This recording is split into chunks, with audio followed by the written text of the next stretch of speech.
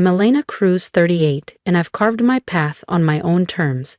As CEO of Cruz Dynamics, a software development firm based in Denver, I've transformed my childhood determination into a thriving business. Growing up in Colorado Springs, where my mom worked double shifts as a paramedic and my dad labored at a steel plant until his fingers were raw, I learned early that nothing worth having comes easy. Losing my younger sister, Mia, at 15 in a tragic accident shattered me, but it also ignited a relentless drive. I earned a full scholarship to MIT, coding deep into the night, surviving on coffee and willpower.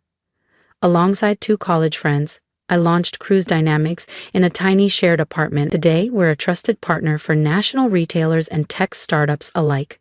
But I've stayed grounded. Weekend hikes in the Rockies, blasting alternative rock, and steering clear of anything that feels fake, especially in love. That's why the glass of red wine that splattered across my blouse stung so much more than the stain it left. I stood in the grand dining room of the Sullivan estate in Boulder, my crisp, white shirt ruined, as Margaret Sullivan sneered, "There, I've cleansed you of that small-town grime." Her words hit deeper than the wine burning my skin. I'd come to announce my engagement to her son, Derek, 40, believing I'd found someone genuine.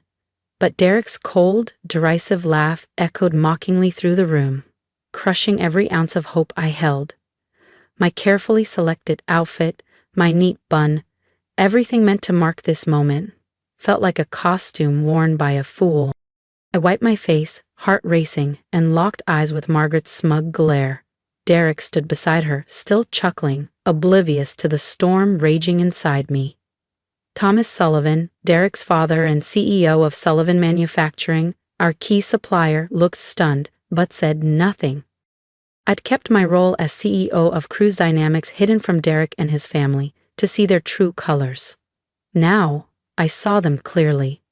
"I am terminating our contract with Sullivan Manufacturing," I said, my voice steady despite the ache. Margaret's smirk faded, Derek's jaw dropped, and Thomas's eyes widened. He knew our contracts kept his business afloat. "You can't," Margaret protested, but I cut her off. "I'm Elena Cruz, CEO of Cruz Dynamics. We've been your largest client." The room fell silent, and clarity surged through me. This wasn't just about wine or insults. It was about respect, trust, and the life I fought to build. I turned and walked out, leaving their shocked whispers behind, my heels clicking on the polished floor. Marriage had never been my plan. My life in Denver is full, leading Cruz Dynamics, scaling the Rockies on weekends, and unwinding with good music and books. My parents, still in Colorado Springs, taught me the value of hard work over fairy tales. Mom's endless paramedic shifts and Dad's steel-stained hands showed me what it truly takes to survive. Mia's death at 15 sealed it for me. Life is too short for anything less than genuine. I poured my grief into code, built my company from scratch, and found peace in my independence. Love always felt like a distraction I wasn't ready for. So when Thomas Sullivan, CEO of Sullivan Manufacturing, called me last autumn, I was skeptical. "Elena, I want you to meet someone," he said, his voice warm but firm. Thomas and I had collaborated for nearly 10 years. My firm's software solutions had helped stabilize his family business through some rough patches. I trusted his judgment, but I wondered if this was some kind of setup. "He's special?" Thomas pressed. Curiosity won out, and I agreed to meet his son Derek, 40, for coffee. Derek was charming with an easy grin and a natural way of talking about Boulder's craft brewery scene. Polite, attentive, seemingly authentic, though I caught glimpses of something else. Maybe a youthful restlessness in the way he checked his phone. He was the youngest of 3 siblings, with 2 older sisters, and had nearly tied the knot twice before but never quite did. I appreciated his honesty about that, and when he asked to see me again, I said yes. For the first time in a long while, I wondered if love could find a place in my life. A month later, Derek proposed. It happened suddenly, over dinner at a cozy neighborhood bistro, his eyes nervous but hopeful. "I think we could be great together, Elena," he said. My heart pounded. Not from romance, but from the risk I was taking. I hadn't told him I was CEO of Cruz Dynamics. I wanted him to see me as Elena, not a title. Maybe that was my mistake. I said yes, believing we could grow together, though a quiet unease lingered, a shadow I couldn't quite shake. Derek's charm carried us through early dates, but cracks soon appeared. On our third date, at a trendy Denver gastropub, he wore a worn denim jacket that made him look younger than 40. I swapped my usual blazer for jeans, trying to match his vibe. We laughed like teenagers, but his remarks began to sting. "You must love this place," he said with a smirk, sipping his IPA. "Bet it's fancier than you're used to." I forced a smile. He had no idea I'd closed a deal here just last week over the same duck fries he raved about. I let it slide, not wanting to embarrass him, but the pattern worsened. At a riverfront cafe, he noticed my leather tote, a custom piece from a local artisan, sleek and practical. "You should get a real bag," he said, half joking, half condescending. I bit back the urge to snap. That bag cost more than his watch, a modest timepiece he proudly wore, expecting me to be impressed. "It's nice," I said, deflecting, but his assumption that I couldn't afford better gnawed at me. I started noticing his dependence on his mother, Margaret. "Mum says you've got a good heart but need to step up your style," he'd laugh. Calling her mum at 40 felt like he was still tethered to her approval. I brushed it off, reminding myself of his kindness, like when he'd surprise me with my favorite espresso. But the unease grew stronger. Was I ignoring red flags just because I wanted to believe? I'd built Cruz Dynamics by trusting my instincts, yet here I was, doubting myself. Still, I told myself 3 dates weren't enough to decide. I'd give it time, hoping Derek's heart would outshine his flaws. By our 5th date, I was wrestling with growing doubts. We met at a busy hotel buffet in Denver, the kind of place I'd usually visit for client lunches, not romance. Derek loaded his plate with steak, shrimp, pasta, more food than anyone could reasonably eat. "You sure you can finish all that?" I teased, half joking but thinking of the waste. He laughed loudly. "Elena, don't sound so broke. I can toss whatever I don't eat." My stomach twisted. This wasn't about money. It was about the disregard, the assumption I was petty for caring. His words echoed the influence of his mother. "Mum says you might just be after our family's money," Derek blurted, stabbing at his pasta. I didn't want to upset him, but the word "ma," uttered like a child's pleading, made my skin crawl. I'd spent years building Cruz Dynamics, outpacing companies like his father's, yet he saw me as some gold digger. I swallowed my anger. "Let's just enjoy dinner," I said, voice tight. Driving me home afterward, Derek reached for my hand as I stepped out. "Elena, marry me. Not now, but soon." "I'll wait." His eyes were sincere, and despite everything, a part of me softened. It glimpsed his kindness, his thoughtfulness and apologies. Maybe he could change. "Let's work on this together," I said, tears prickling my eyes. "We both have flaws, but we can talk through them." He nodded, relief washing over his face. For a moment, hope flickered inside me. I wanted to believe love could smooth out the rough edges, but deep down, I wondered if I was trying to fix something already broken. Derek's proposal lingered in my mind until his next words shattered the moment. "You'll need to quit your job, Elena," he said, grinning as if it were obvious. "Mum says a wife's place is at home, learning from her." My blood boiled. I'd built Cruz Dynamics from nothing, my pride in life's work, and he thought I'd just toss it away? "If that's how you feel, Derek, there's no wedding," I snapped, slamming his car door. I stormed into my Denver apartment, heart pounding with anger and disbelief. Over the weekend, Derek texted relentlessly, begging to meet. Against my better judgment, I agreed. He was waiting at our usual coffee shop, looking like a scolded child. "I'm sorry, Elena," he said quietly. "My friend said I needed to set rules early." If you felt the weight of every choice and the fire of quiet strength in Elena's journey so far, don't miss what comes next. Subscribe now and walk with her as she takes on the challenges that will change everything. They were right. I was a fool. Derek's sudden sincerity chipped away at the walls I'd built around my heart. I remembered my parents' words from Colorado Springs. Love takes work, Elena. Don't give up so easily. Don't pull that again, I said, half smiling despite myself. We're engaged now. Let's act like partners. His face lit up, promising to do better. A month later, we planned to meet his family in Boulder and announce our engagement. I was nervous but dared to hope. Thomas had always been kind when we'd met professionally, and I assumed Margaret, his wife, would be gracious too. Derek seemed uneasy that morning, fidgeting as we drove up to their sprawling estate. About Mom, he started, then trailed off. I braced myself, expecting typical mother-in-law tension. I'd heard Margaret was particular, but I believed honesty and openness would win her over. Clutching my handcrafted leather tote, I stepped inside their home, ready to build a future. I had no idea how wrong I was. The Sullivan dining room gleamed with polished wealth, crystal chandeliers, a mahogany table that looked imported from a castle.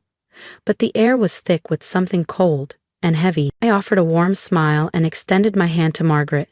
Instead, she smirked, clutching a glass of red wine. Before I could say a word, she flung the wine directly into my face. The cold liquid stung, running down my cheeks and dripping onto my blouse. There, she sneered, I've washed off that small-town grime for you. Derek burst out laughing, doubled over, clutching his sides. My heart sank, the betrayal deeper than the wine running down my chin. Thomas gasped in shock. Margaret, what the hell? He said, but his voice was frozen. I wiped my face, shaking but steady. All those months hiding my role as CEO of Cruz Dynamics had been to see Derek's true self. Now I saw him, cruel, weak, and spineless. I'm done, I said firmly. The engagement is off, and so is our contract with Sullivan Manufacturing. Margaret's smirk faltered. Derek's laughter died instantly. Thomas paled, knowing my company's contracts were his business's lifeline. You can't do that, Margaret snapped. I stepped forward, locking eyes with her. I'm Elena Cruz, CEO of Cruz Dynamics. We were your biggest client, 40% of your revenue, or we were... Derek's jaw dropped. He worked at his dad's company and knew my firm's name well. Margaret's hand trembled, her wineglass clinking against the table. Thomas stammered, Elena, please, let's talk. But I was done. The ache in my chest fueled my resolve. I built my life on authenticity, and I would never let their cruelty define me. I turned, wine-soaked but unbroken, and walked away, leaving their stunned silence behind. Back at my Denver office, I faced Thomas Sullivan's desperate emails, but my decision was firm. Cruz Dynamics had supported Sullivan Manufacturing for years, and I laid it all bare. Your company's outdated methods are sinking you, I told Thomas during a tense call. High turnover, inefficient workflows. Our board was already considering other partners. My voice was steady, but my heart ached. I'd trusted Derek, hoped for a true partner, only to find a man-child echoing his mother's cruelty. Margaret's outburst wasn't just personal, it was a symptom of their family's deep dysfunction. Thomas admitted their business was hemorrhaging, and that he'd hoped my engagement to Derek would secure the deal. I misjudged, he said quietly. Derek, silent on the call, hadn't known my CEO role, though he'd recognized our company logo on his father's contracts. His ignorance didn't excuse his laughter. Margaret raged in the background, calling me manipulative. I hung up, her voice still echoing in my mind. I thought of my parents back in Colorado Springs, how they'd cheer my strength but mourn my pain. Losing Mia taught me to guard my heart fiercely. Yet I'd let Derek in, only to be humiliated. The business fallout wasn't revenge, it was survival. Cruz Dynamics couldn't tether itself to a sinking ship, and I couldn't build a life with someone who saw me as less. As I stared out over the Denver skyline, my resolve hardened. 5 months later, Sullivan Manufacturing collapsed under its own weight. Thomas resigned, taking responsibility for years of mismanagement. A new CEO, a sharp former VP, cut family ties and launched innovations. Industry buzz hailed the turnaround, and I considered restoring contracts, but trust had shattered. My heart, though, was healing. Margaret and Derek's world unraveled. Thomas divorced Margaret, splitting assets, leaving her alone in a modest apartment. Derek, jobless and lost at 40, leaned on her bitterness. Rumors swirled of fights. Eventually, Margaret left him, retreating to solitude. His downfall wasn't my doing, it was the consequence of their arrogance. Back in Denver, I poured myself into Cruz Dynamics. Our growth was steady, my team fiercely loyal. The sting of betrayal lingered, but I felt lighter, like I'd shed a weight I hadn't even realized I was carrying. 3 years later, I'm thriving. Cruz Dynamics is stronger than ever. Our reputation's soaring as we secure major clients nationwide. I've swapped late-night coding sessions for early morning hikes in the Rockies, my legs stronger from scaling steep trails. I volunteer at a Colorado Springs community center, teaching kids from families like mine how to code. Their eager faces remind me of my own hunger to rise above. My parents, proud but never pushy, support my choice to stay single. You're enough, Mom says, and I believe her. I once thought love might complete me, but Derek's betrayal showed me otherwise. His laughter, Margaret's wine throwing, those moments revealed a truth I'd ignored. I don't need someone else to define my worth. My Denver apartment, with its view of the city lights and shelves full of well-worn books, feels like home. I blast alternative rock, cook meals for one, and find joy in the small things. A sunrise hike, a perfect line of code, a kid's grin when their program runs. Sometimes I wonder about love, but not now. Maybe in my 60s, after I've lived more of my story, I'll risk my heart again. For now, happiness is mine to build. I think of Mia, how her loss shaped me, and feel her spirit in every step I take. My life isn't perfect, but it's mine. Hard-won, authentic, and full of possibility. That wine-soaked night? It was a turning point. I walked into the Sullivan home, hoping for family, but left with something better. Clarity. Derek and Margaret's cruelty stripped away my doubts, revealing the strength I'd built over years. Losing Mia at 15 taught me to fight for my place in the world. That night I reclaimed my voice, my worth, and my future. I don't hate Derek or Margaret. Their lives unraveled because they valued status over substance, a lesson I'll never forget.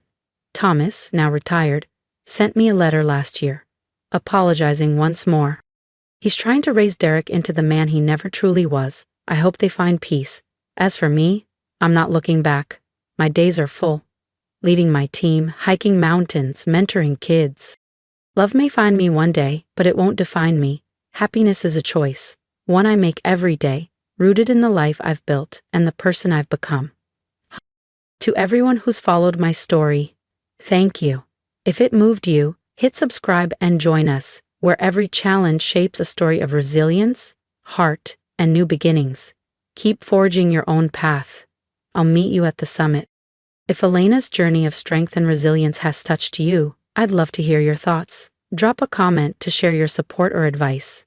Life throws challenges, but we grow stronger when we stand tall. What's your secret to staying true to yourself? Let's inspire each other to keep fighting.